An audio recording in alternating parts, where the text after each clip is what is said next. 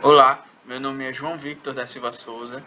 Eu e a professora Juliana da Rocha Silva e a professora Ana Maria Pereira Aires estamos para apresentar o nosso trabalho, a importância do Núcleo de Estudos Freirianos no coração da educação popular. O nosso trabalho tem o objetivo de apresentar o Núcleo de Estudos Freirianos, o NEF,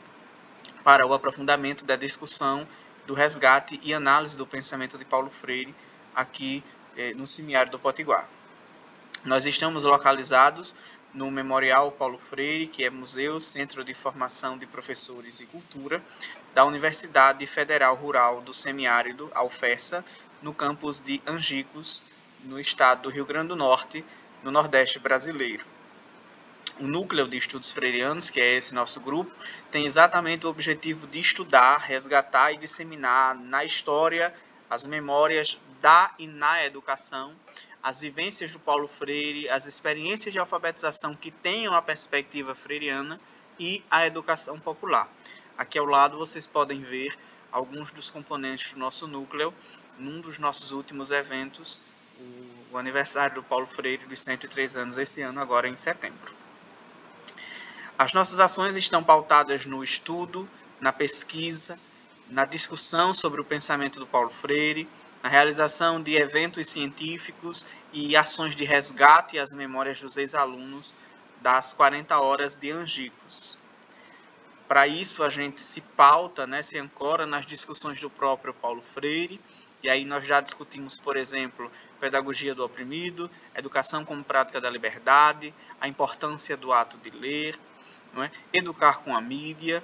e muitos outros livros e textos do Paulo Freire, e também nos ancoramos em discussões de estudiosos e estudiosas, que de certa forma conversem, dialoguem com os estudos do Paulo Freire, como é o caso do livro da professora Nilceia Lemos Pelandré, Ensinar e Aprender com Paulo Freire, 40 horas, 40 anos depois. E aqui nós também temos um exemplar de um livro documental, um livro histórico,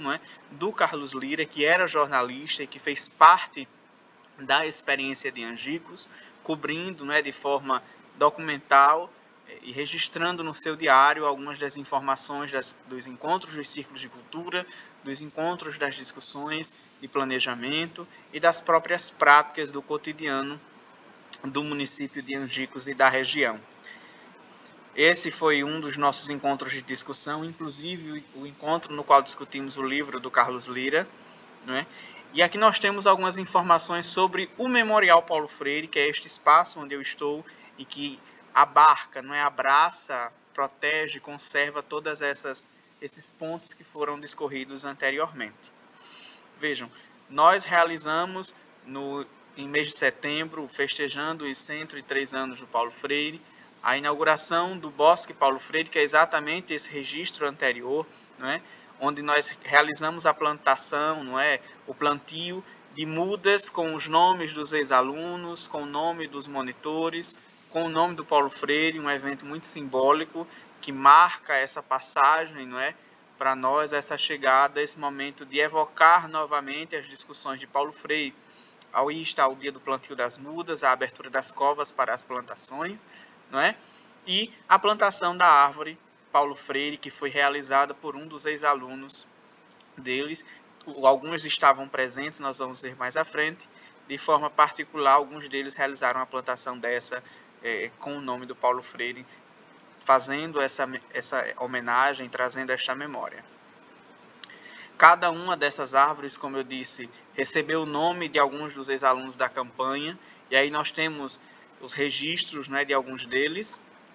e também o dos monitores.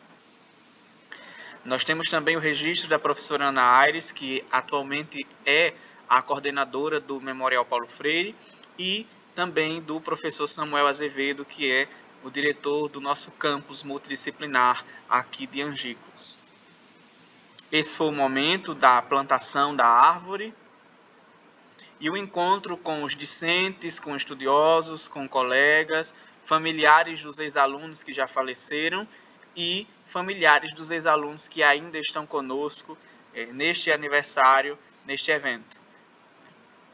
Para tanto, nós realizamos uma exposição de memórias autobiográficas dos participantes das 40 Horas de Angicos, e aí nós temos 8 dos ex-alunos, não é, que estão vivos. Para isso, nós realizamos uma entrevista anteriormente, uma conversa, explicamos que o objetivo era manter viva o relato